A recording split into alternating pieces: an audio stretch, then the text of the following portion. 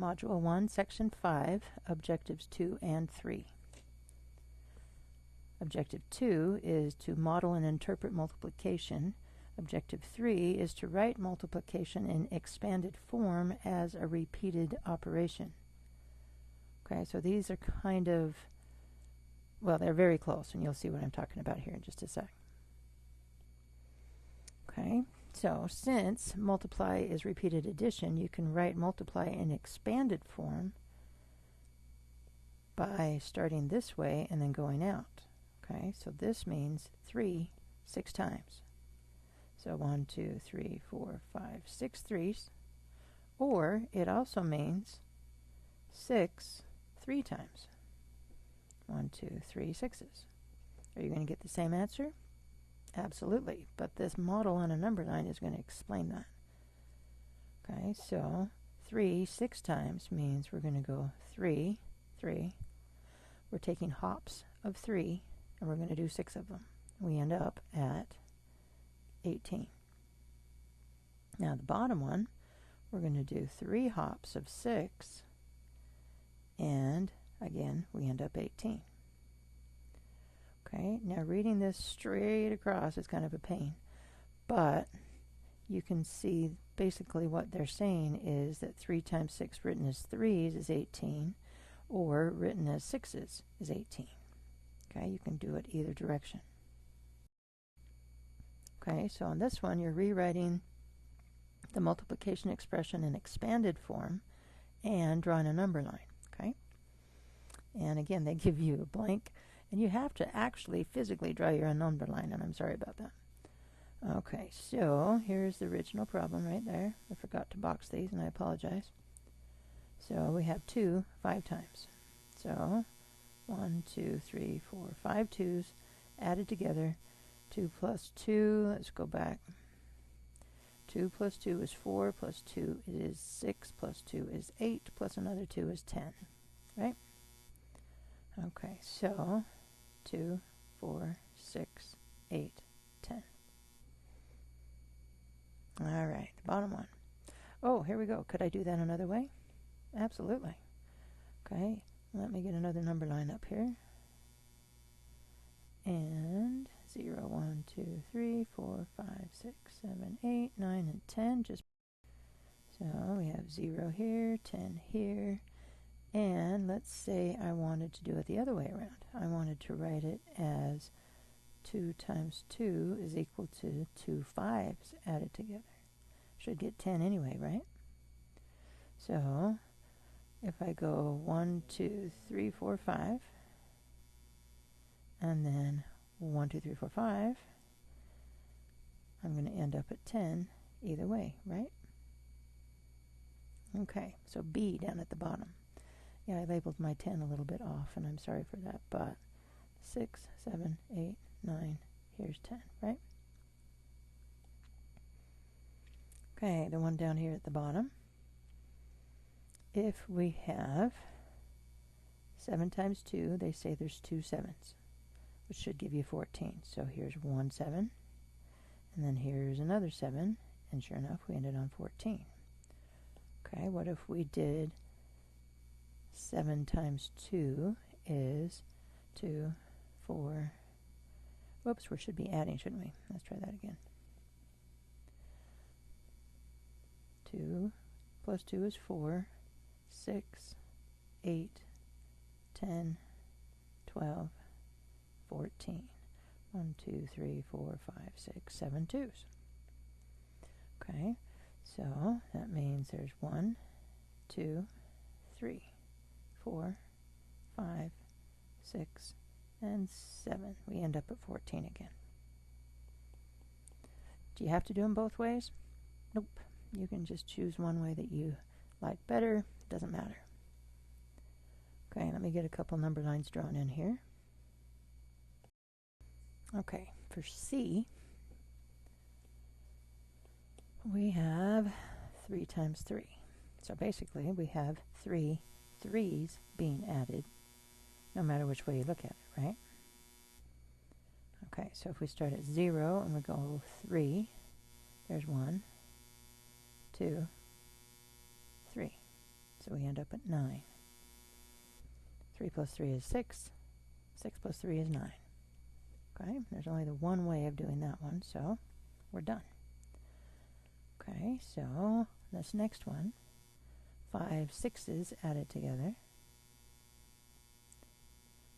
4, 5, or could be 6 5s, right? 4, 5, 6. So which one are we going to want to draw? I would rather draw the blue one, which is 5s, but you can do either one you want. So there's 1, 2, 3, 4, 5, 6. Okay, I know 5 is halfway to 10, right? So that's equal to 30. Now if I were to do it with 6s, I'd have to count a little bit better. So there's 1. Now 1, 2, 3, 4, 5, 6. There's 2. 1, 2, 3, 4, 5, 6 is 3. 1, 2, 3, 4, 5, 6. There's 4. 1, 2, 3, 4, 5, 6, and 5. Either way, we end at 30 again, right? Okay, so choose the one that's easiest for you because you're going to get the same answer either way that you choose to do it. Okay, a box of crayons has 7 rows, and there are 5 crayons in each row. Draw a model to represent how to find the total number of crayons in the box. Use base 10 blocks or counters if needed. Write a multiplication equation to represent the situation and be ready to discuss. Okay, let me draw it out. Okay, there is one row of 5, right? Now there's 2, 3, 4, 5. See if I can get 7 on here. 6, almost. And 7. I'm going to move it around, so give me just a sec. Okay, sorry for it shifting. All right, so each row is separate in this drawing instead of stacked on top of each other, but you still get the idea. So you drew a model. There we go. You could draw dots if you wanted. It doesn't matter. So I could have 1, 2, 3, 4, 5, and there's a second row, third row, 4, 5, 6, and 7. Okay, I don't care how you draw. It doesn't matter. Just do some kind of an interpretation. Okay, move those down there. We might use them again here in a minute. Okay, so we drew a model, and it represented the total number of crayons in the box. Okay, if you wanted to use counters or base 10 blocks or something instead of drawing, you're more than welcome to do that. So now we need to write a multiply equation that represents the situation. So we have, whoa, let me change my font size. Okay, so I had 5 on each of these different rows. And to count how many crayons we have, we're going to add them all up, right? So 5, 10, 15, 20, 25, 30, 35. So this would equal 35 total crayons. So writing a multiplication equation, so we have 5 7 times, or 7 5s. Either way, these are equal to 35. It says write an equation, so we need to say what it's equal to. Okay, now down here at the bottom, there are 5 rows, or 5 crayons in each of 7 rows. So 5 rows of 7, or 7 rows of 5. Either way you look at it, it's still going to be 5 times 7, or 35. And you probably have some different ideas. You may have done it completely differently than I did, and that's great. If you did, I'd like to see what you've done. Example 3. There are 4 basketball teams in a tournament, and each team has 7 players. Draw a model to represent how to find the total number of basketball players there are in the tournament. Then write a multiplication equation to represent the situation. Okay, so we need a model. If you want to actually draw stick figures, you're more than welcome to, but I'm not going to do that. Okay, so it's basketball teams, so I'm going to draw basketballs. How's that? So we have 4 teams with 7 players each. So there's 1, 2, 3, 4, 5, 6, 7. And there are my 4 teams of 7. Okay, so you can see how that does represent what we're talking about, right? So here's 7 players, 7 more players, 7 more, and 7 more. There are 4 teams. So there's my model, and I'm going to have to add these up, basically, right? Okay, but now we're going to change this into a multiply problem. So we have 7 4 times is equal to 28. Or we can have 4 groups of 7 equals 28. Either way, that's better than going 7 add 7 is 14. 14 add 7 is 21. 21 add 7 is 28, right?